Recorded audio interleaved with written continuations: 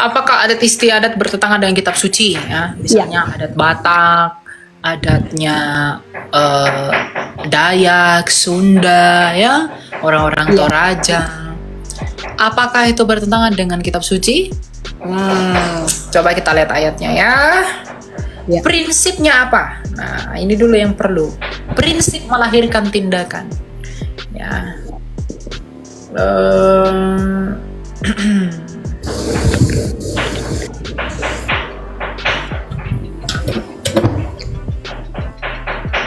Ya. Prinsipnya itu ada di dalam Matius 15 ayat 2 dan 3. Istiadat nenek moyangmu. Artinya begini, Bu. Prinsip yang harus kita anut itu adalah selama adat istiadat itu tidak bertentangan dengan firman Allah, boleh dilakukan. Tetapi kalau adat istiadat itu membuat kita melakukan sinkretisme, melakukan penyembahan berhala, melakukan hal-hal yang nggak benar, penyembahan kepada selain Allah Tritunggal, itu harus kita tinggalkan.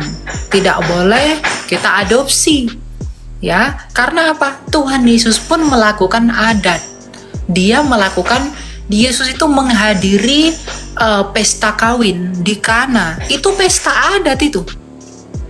Dan Yesus pun beradat. Ya. Bahkan dia melakukan mukjizat di dalam pesta kawin di Kana itu. Mengubah air menjadi anggur. Jadi apakah salah berbudaya? Tidak salah. Tetapi hal-hal yang yang membuat kita jauh dari Allah, ya jangan diikuti. Misalnya budaya Batak itu ada menanyakan roh-roh leluhur begitu. Ya itu jangan, nggak boleh, itu tinggalkan. Tapi misalnya mengokal holi, mengambil tulang-tulang, itu tidak masalah. Karena bangsa Israel pun mengambil tulang-tulang nenek moyangnya untuk kembali ke tanah Kanaan. Mengulosi misalnya, ulos itu kan berhala loh. Meaning dari ulos itu kan berkat. Misalnya orang menikah, pasangan suami istri, diulosi. Itu kan ulos itu menjadi tanda harapan kita bahwa mereka yang adalah dua itu menjadi satu di dalam ikatan itu. Ya toh? Iya. Nah, jadi meaningnya itu dirubah. Makanya kan Rasul Paulus pada berkata apa? Dewa-dewa yang kamu sembah itulah yang kuberitakan kepadamu. Jadi meaningnya itu yang kita rubah. Makanya Tuhan berkata, cerdik seperti ular, tetapi tulus seperti merpati. Jadi jangan, orang Kristen nggak boleh anti adat. Ya justru kita harus beradat sebagai tanda. Adat itu mandataris penginjilan, mandat penginjilan. Budaya itu mandat penginjilan. Misalnya nih, suku paling banyak. Saya tadi melihat statusnya Bu Monik dari Israel. Tahu kan Monik Israel kan? Pernah dengar? Ya, yang pernah di TV-TV itu loh. Ya. Tadi saya lihat story beliau berkata bahwa suku yang paling banyak Kristennya di Indonesia itu adalah suku Batak dan kedua Jawa. Nah, orang-orang Batak Kristen itu hasil penginjilan siapa? Penginjilan dari Barat, Nomensen. Kalau Nomensen tidak mengikuti budaya Batak, apakah orang Batak jadi Kristen? Tidak. Belum tentu.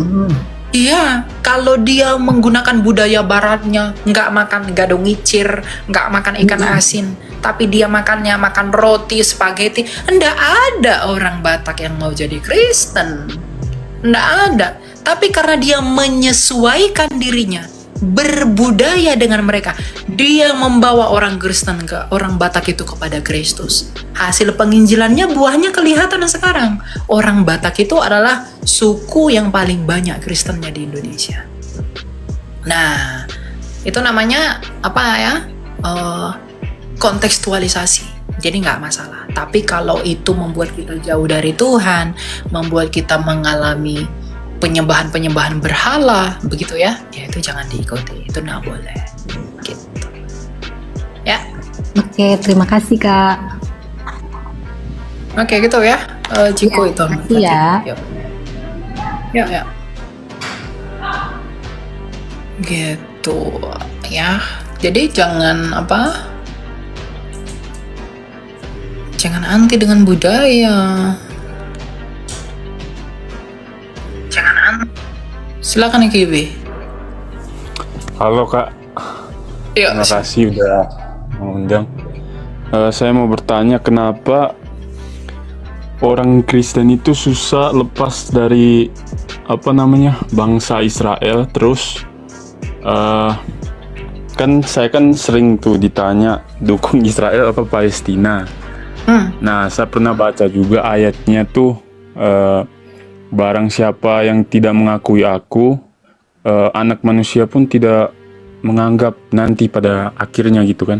Ya. Terus saya berpikir kayak kalau saya nggak mengakui Israel itu nanti di akhirnya saya nggak diakui gitu. Itu gimana Kak? Oke, bentar ya, saya buka ayatnya.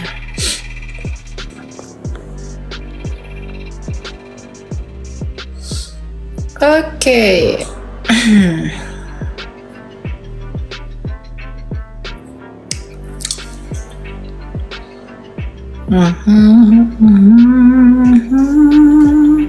Galatia 3 ayat 29. Dan jikalau kamu adalah milik Kristus, maka kamu juga adalah keturunan Abraham dan berhak menerima janji Allah.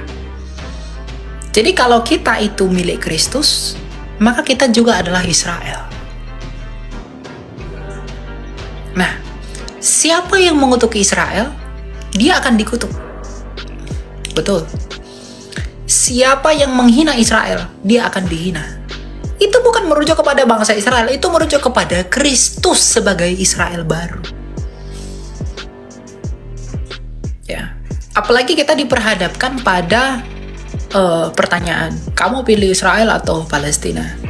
Kita nggak punya bisnis dengan orang Palestinian or Israel, orang-orang Israel itu nggak ada. Wong yang berperang Israel dengan Palestina adalah kelompok Zionis dengan Hamas kok. Israel itu nggak ada istimewanya lagi dengan kita sampai hari ini. Tetapi statusnya dia sebagai bangsa yang diberkati itu nggak boleh kita lupakan karena itu perjanjian kekal. Ya, secara meaning, ya, secara rohaninya Israel nggak ada istimewanya lagi. Tapi sejarah Israel itu spesial karena dari bangsa itulah Mesias itu datang.